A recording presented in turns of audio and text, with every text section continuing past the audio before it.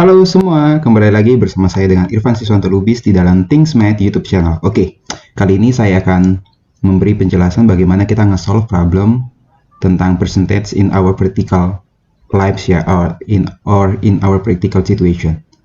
Oke, so di sini saya punya 4 problem. Jadi ini adalah problem yang pertama, di mana kita ingin mencari kira-kira berapa sih harga jualnya si Rats supaya dia bisa mendapatkan untung 80% begitu ya. Jadi kalau kita ingin nge-solve problem seperti ini, kita harus menghitung dulu total apel yang dibeli oleh si Raj. Jadi jadi kita harus cari tahu total apelnya ya, number of apples yang Raj buy. Jadi kita harus harus cari tahu itu. Nah, di sini kita bisa tahunya dari mana? Di mana dia membeli 200 box, di mana untuk setiap box itu terdapat 60 apel. Jadi totalnya adalah 200 box kamu kalikan dengan 60. Sehingga kamu dapat total apel yang dia beli itu adalah sebanyak 12.000 buah atau 12.000 apel.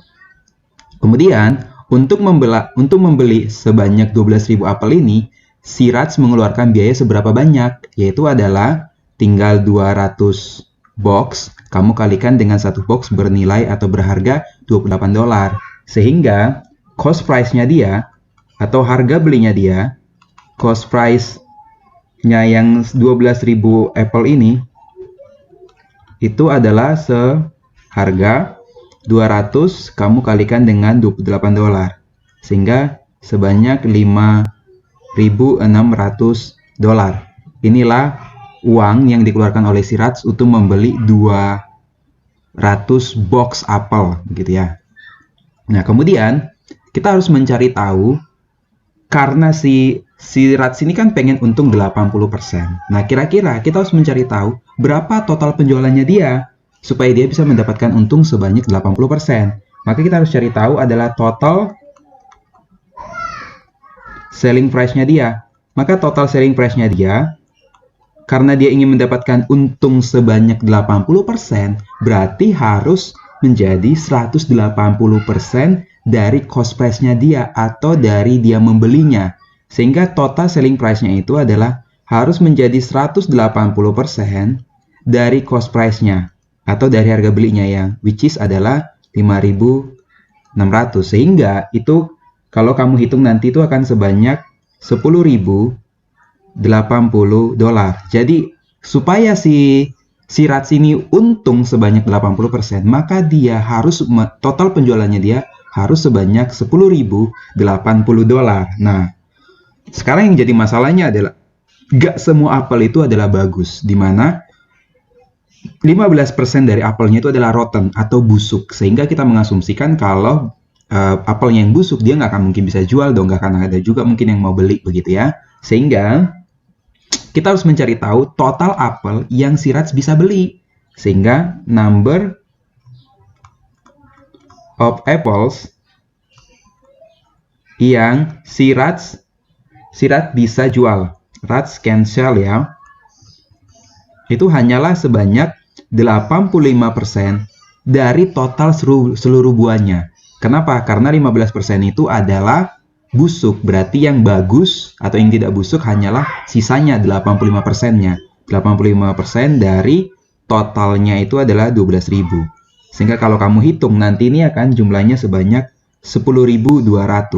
Nah, dari sinilah kita bisa mencari tahu kira-kira berapa harga jualnya apel per buahnya supaya dia bisa mendapatkan untung sebanyak 80%. Ya sudah, berarti selling price-nya per apple,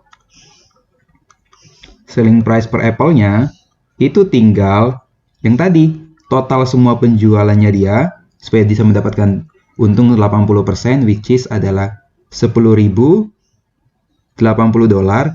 dibagi dengan total berapa banyak buah yang dia bisa jual setelah dikurangi yang busuk-busuk, yaitu adalah 10.200. Sehingga kalau kamu bagi ini akan sekitar 0,98 0,88 atau kalau kita bulatin karena diminta di pembulatan ke dalam 2 desimal, sehingga ini akan menjadi 0,99. Jadi, supaya si Ratsi itu bisa untung 80%, setiap biji apel atau setiap satu buah apel, dia harus menjual 0,99 dolar. Gitu ya. Jadi, demikianlah untuk penyelesaian soal yang pertama. Lalu, untuk soal yang nomor 2, ini sebenarnya soal yang nomor 2 ini sudah saya buat di dalam video saya yang sebelumnya tentang ini ya, percentage in our practical situation. Di sini juga sudah saya buat begitu ya. Nah, kali ini gampang aja begitu ya. Jadi kita harus memahami kalau kita ingin mengetahui total yang harus kita bayarkan itu adalah dari kita harus mengetahui market price-nya kita begitu ya. Atau harga aslinya. Kemudian kita harus mengetahui kita mendapatkan diskon berapa banyak.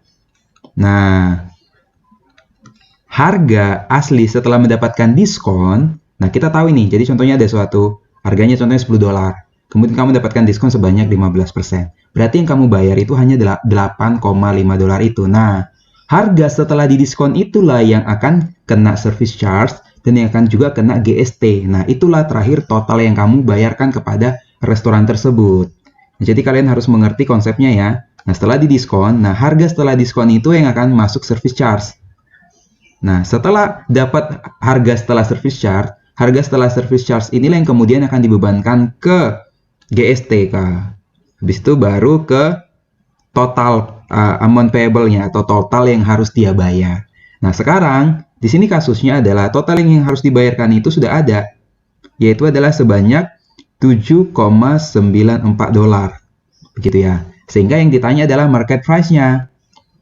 Ini gampang banget. Berarti kita tinggal balik aja. Berarti kita harus mencari tahu harga sebelum GST atau sebelum kena pajak barang dan jasa. GST itu dapat goods and service tax atau kalau di dalam bahasa Indonesia kan adalah pajak barang dan jasa. Jadi kita harus mencari tahu harga yang harus dibayar sebelum masuk atau dikenakan pajak barang dan jasa. Sehingga itu adalah amount payable before GST itu hanyalah gampang sekali. Hanyalah harga totalnya yang which is adalah 7,94 kita bagi dengan, nah kita harus memahami di dalam GST itu berarti dia dibebankan 107%. Kenapa 107%? Karena GST-nya adalah 7%. Berarti setelah suatu harga, suatu makanan itu dia sudah didiskon, kemudian dia dapat service charge, maka kita nggak mungkin membayar cuma sebatas yang harga didiskon tersebut. Tetapi kita hanya harus membayarkan menjadi 110%-nya dari harga setelah didiskon. Nah, itulah kita mendapatkan service charge, harga setelah service charge. Kemudian, harga setelah service charge itu kemudian harus dibayarkan lagi GST-nya, maka dia harus bayar sebanyak 107% dari service charge. Maka ketika kita mencari harga sebelum GST, maka kita harus bagi dengan 107%. Karena di dalam GST, dia dibebankan menjadi 107%-nya. Karena GST-nya adalah sebanyak 7%. Sehingga kita bagi dengan 107%. Oke, ini kita akan mendapatkan angka sekitar 7,4205 dan seterusnya begitu ya. Nah, kemudian habis kita udah mengetahui harga sebelum GST, berarti kita harus mencari harga sebelum service charge. Berarti harga atau yang harus dibayarkan sebelum service charge itu berarti harga sebelum GST dibagi di service charge dikenakan beban berapa? 110%. Sehingga angka yang tadi ini, yang 7,4205 ini, saya cuma ambil yang 7,40-nya ini, 420, saya bagi dengan 110% atau 1,1. Nanti ini akan kurang lebih sekitar 6,745. Begitu ya. Nah, inilah harga sebelum service charge. Nah, kemudian terakhir, kita harus mencari harga sebelum diskon. Kalau kita mencari harga sebelum diskon, berarti itu sama dengan market price. Gitu ya. Maka ketika kita mencari amount payable-nya before diskon, harga sebelum diskon ya market price dong. Nah, before diskon, nah kita harus mengetahui di diskon, berarti yang kita bayarkan itu hanyalah 90%-nya. Kenapa? Karena dia mendapatkan diskon sebanyak 10%. Berarti yang dibayarkan orang tersebut hanyalah 90% dari harga aslinya. Maka harga sebelum service charge itu kan 6,745. Maka inilah harga before service charge yang itu adalah 6,745. Kita bagi di diskon. Di diskon itu menjadi 90%-nya. Kita bagi dengan 90%-nya. Sehingga nanti kita akan mendapatkan angkanya itu adalah sekitar 7,4944. Kalau kita menghitungnya seperti yang tadi yang saya potong-potong begitu ya. Tetapi kalau kita menghitungnya, kalau berdasarkan dari sini kita, karena kan diminta 2 decimal place ya. Nanti kalian akan bisa menjawabnya jadi 7,49. Kalau berdasarkan nilainya yang kalian potong-potong begitu ya. Tetapi kalau kalian menghitungnya dari awal banget begitu ya, di mana harga totalnya ini kamu bagi dengan 107%, kemudian hasilnya kamu bagi lagi dengan 107%, kemudian kamu bagi lagi dengan 90%, hasilnya kurang lebih ini bukan 4 tapi menjadi 5. Ini seperti saya contohkan begitu ya. Saya coba tampilkan kalkulator yang ada di laptop ini. Jadi angkanya tadi 7,94. Kemudian dia dibagi sama 107%. Begitu ya, harga sebelum GST. Kita bagi dengan 1,07 begitu ya. Maka inilah hasilnya. Kemudian kita bagi lagi. Kita bagi lagi dengan 1,1. Oke, inilah hasilnya. Kemudian kita bagi lagi dengan 0,9. Nah, inilah jawabannya. 7,49555 begitu ya. Ini kalau kita menghitungnya langsung bagi terus. Tanpa di awalnya kita round off kan. Nah, jadi di sini kalian harus mengetahui ya. Semakin di awal perhitungan kalian udah round off kan, kemungkinan kalian untuk mendapatkan yang original value-nya itu makin dia nggak exactly. Memang sebaiknya adalah kalian nggak ada pembulatan di awal-awal banget. Tapi ya sudahlah gitu ya. Tapi yang penting secara konsep kalian memahami. Jadi kalau kalian menjawabnya adalah 7,49 atau 7,50 atau 7,50, maka Los Irfan bisa maklumin begitu ya. Jadi di sini opsi jawabannya ada 2, Los Irfan buat 7,49 atau kalau tadi perhitungan tadi 7,945555. Sehingga Los Irfan kalau bulatkan menjadi menjadi 7,50 gitu ya. Nah, yang kunci jawaban Los Irfan adalah 7,50. Tapi nggak apa-apa kalau kamu menjawabnya 7,49. Oke. Demikian untuk yang nomor 2. Sekarang kita untuk yang soal nomor 3. Yang untuk soal nomor 3, di sini diberitahu di mana agen properti ini mendapatkan komisi 5% untuk penjualan $50.000 yang pertama. Kemudian sisanya dia akan mendapatkan sebesar 2,2%. Nah, kalau begitu, di mana si agent ini dia berhasil menjual properti senilai $240.000. Maka cara menghitungnya adalah ini gampang banget. Jadi kamu harus mengerti dulu bahwa yang 50.000 itu yang harus dikalikan dengan 5%. Kemudian sisanya yang 190.000 baru kamu kalikan dengan 2,25%. Sehingga yang didapatkan oleh si total komisi yang didapatkan oleh si agent ini hanyalah amount of commission he receive ya, yang dia dapatkan gitu ya. Total komisi yang dia receive, the agent receive, itu hanyalah 5% dari yang 50.000 ini. Nah, ditambah dengan 2,25% dari 240.000 atau sisanya, dikurangi dengan 50.000. Sehingga 5%-nya adalah 5/100 dari 50.000 ditambah dengan 2,25/100 dari 190.000. Sehingga kalau kita hitung begitu ya, maka di sini kita akan mendapatkan 5 dikali 500, which is adalah 2.500, ditambah dengan yang ininya kita coret begitu ya, Nah, kemudian 2 nolnya karena ini 2,25 dikalikan dengan 1900 berarti sama dengan 225 kita kalikan dengan 19. Nanti kalau kalian hitung dengan kalkulator kalian akan mendapatkan nilainya sebesar 4.275.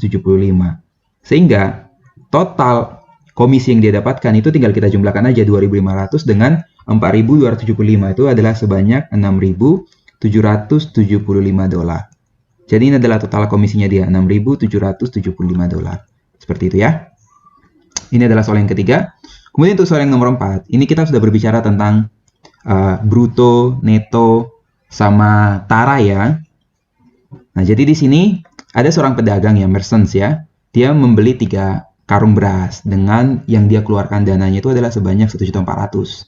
Kemudian di mana setiap sak ini atau setiap karung beras tersebut itu memiliki bobot atau berat kotornya atau grossnya sebanyak 50 kilo dengan taranya adalah sebanyak 2%. Nah, di mana dia ingin menjual beras ini dengan harga 10.000 per kilonya, berarti dengan asumsi yang dia akan jual adalah net weight-nya atau atau berat bersihnya. Maka kita harus mengetahui berat bersihnya terlebih dahulu, gitu ya. Maka mencari berat bersihnya adalah kita harus cari tahu dulu total gross-nya, total berat kotornya. Maka total gross-nya itu hanyalah berapa banyaknya yang dia beli dikali satu karung tersebut, itu berapa banyak beratnya atau gross-nya. Dia kan beli 3 karung. Dimana satu karung tersebut gross-nya adalah 50. Sehingga total gross-nya, total berat kotornya itu adalah 150 kg.